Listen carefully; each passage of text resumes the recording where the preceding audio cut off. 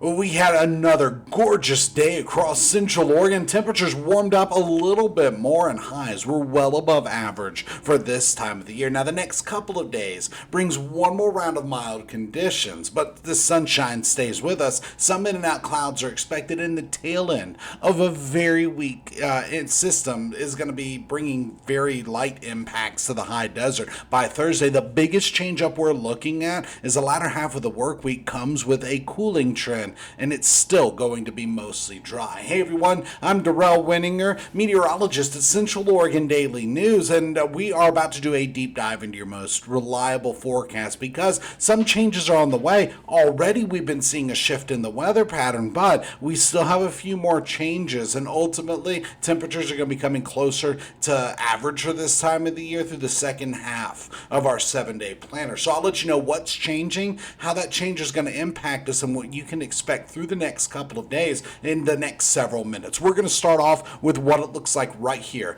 and right now. Across Central Oregon, a gorgeous sunset is setting up for us, and from the Cascades all the way through our lower elevations, we have some nice colors, some beautiful colors, but some of that the gorgeous view is coming with the potential of reduced air quality. But outside of that, because temperatures were so far above average, so far above freezing, and there's just been no precipitation in sight, our snow report shows we've lost a little bit of snow in the highest elevations, 1 to 2 inches through the Cascades, including at Bachelor and at Hoodoo. Now for tonight, no new snow is in the forecast. That stays constant here through the next several days. Also, a lot more sunshine is in the planner, and also even temperatures at elevation are picking up well into the 50s tomorrow. We are expecting a few 60s in our lower elevation, but all this is because of a broad ridge of high pressure. And this high pressure, I'll show it to you here in the next couple of minutes, but it's bringing the 3 S's. It's bringing sunshine, check. We got that one. It's bringing stability. Check. We don't have any systems that are starting to develop anywhere near our region, and it's bringing subsidence. Subsidence is pretty much when the atmosphere is just pushing closer to the surface. That's why we call it high pressure, or the ridge is high pressure, is because of that pushing downward motion.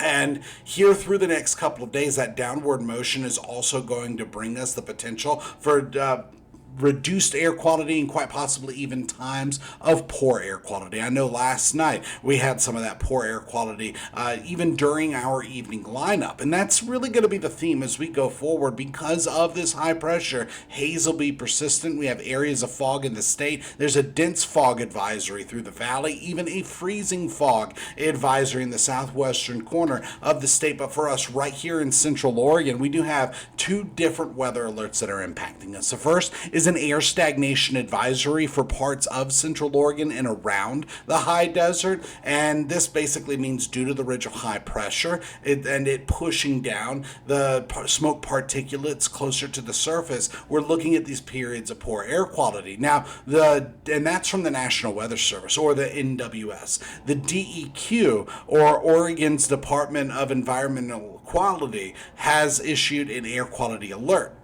and that goes until 3 p.m. on Wednesday. And this is for all of Deschutes County, parts of Klamath County, and we are looking at that potential of poor air quality at times. So when we look across other parts of the high desert, different cameras from what we had earlier, we're seeing a couple things. First, there are a couple of smoke plumes. Second, a couple of gorgeous sunsets. And third, we can see some of that haze. We can see some of that smoke, not just from some of these prescribed in ag burns, but from some of the wood fire stoves that help to heat houses during the winter in Central Oregon. Yeah, all that is contributing, and all that particulate matter is being pushed closer to the surface because of this ridge of high pressure. And so we are going to continue to track and monitor any smoke plumes that we see, but for the most part, just pile burns. And we have good to moderate air quality, save one sensor. In fact, just the hourly average is showing good to moderate air quality over Three Rivers, Sun River, getting into the Cascades. But all of the real-time sensors from eSpace, except for the one near Madras, showing good air quality or in the green. That one Madras sensor is the only one that is showing unhealthy for sensitive groups. So we're going to switch over to a different network. The last graphic, we had two different networks on it. The first one was the DEQ, that's that hourly average, the base map. The second one is real-time sensors from eSpace. eSpace Labs in Bend has an air quality monitoring network. This one is Purple Air. A lot of people have these in and around their house.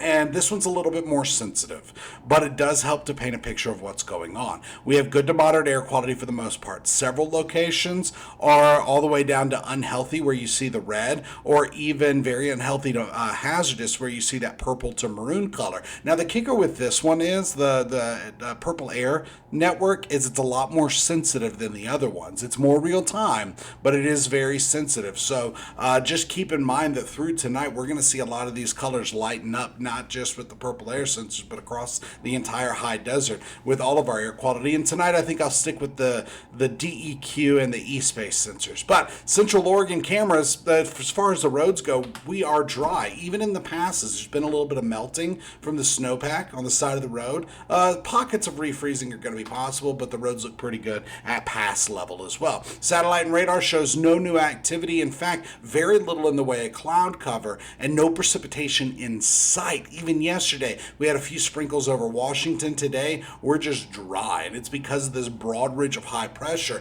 that we're going to actually, let me back up real quick. So this satellite and radar imagery, this radar is showing us where rain potentially is, and there isn't any. Satellite is showing us the cloud cover, and with this one, it's a blend of infrared and visible, and as the sun sets, we can't use visible anymore, so you'll see it switch to infrared. This one is just infrared satellite imagery, and I put an enhancement on it to really pull out the vertically developed clouds, and you can tell that because they're taller and they have these colder temperatures at the top of the clouds, what the satellite sees. And so on the lee side of the Cascades in Canada getting into Washington, you can see some of those higher level clouds, none of that impacting Central Oregon, but that's just what we're looking at.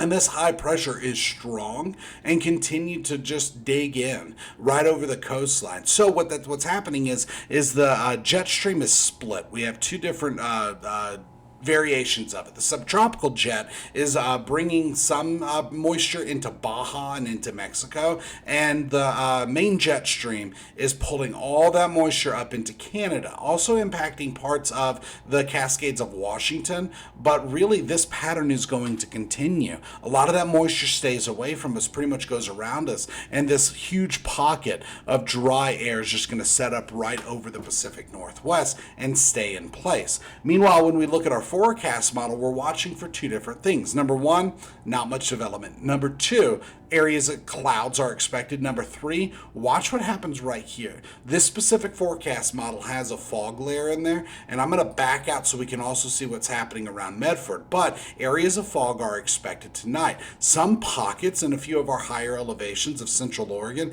could be getting some fog from Three Rivers south all the way through Lapine, even in Gilchrist and Crescent. And then through the day tomorrow, that lifts up. Now, over the near the valley, it's going to linger around a lot longer than the rest of us over Central Oregon. We're looking at tons of sunshine, another mild day. They're just looking at chilly and socked in conditions over there. Now, going through Thursday, we still have sunshine, but Thursday night going into Friday, pockets of fog are even expected across Central Oregon. And we could be looking at the potential Thursday night going into Friday for Central Oregon of getting some of that dense fog. Couple in temperatures that are going to be in the 20s, and that could become freezing fog or even some freezing drizzle. Now, it's super dry over the high desert, so we're going to skip over relative humidity values. And high temperatures in the last 24 hours have been in the 50s with a few 60s on the map. This is very mild. Average high temperatures across Central Oregon are supposed to be 42, 44 degrees, and I'm looking over to my left because I wrote down some numbers. This is just a look at high temperatures. Actual several record highs. We had 59 in 1920.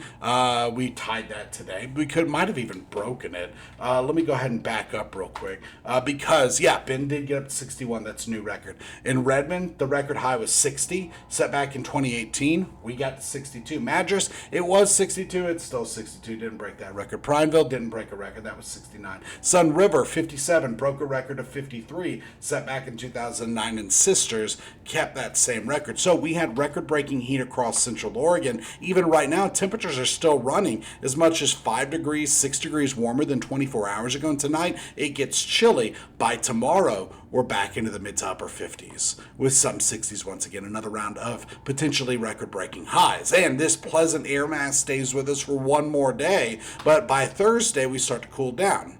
Now, more sunshine is still expected, but more clouds are also in the forecast. Highs in the 50s with some 40s. By Friday, we're looking at 40s with only a few 50s, so that cooling trend continues even with a ridge of high pressure overhead. That high is just going to keep us dry. With no precipitation in sight, winds could get a little breezy at times, but we get this huge dip in temperatures, knocks us back down into the 40s. Still above average, just only a little above average for this time of the year. Remember, the average high is 44. We're getting down to 47 as a high by the time we get to Friday. Now, our forecast model does show that we're expecting those pockets of fog Thursday night going into Friday. Outside of that, we're looking at tons of sunshine, only a little bit of cloud cover, no precipitation in sight. There's that overnight fog going into Friday morning, but then we're back to sunshine. By Saturday, sunshine.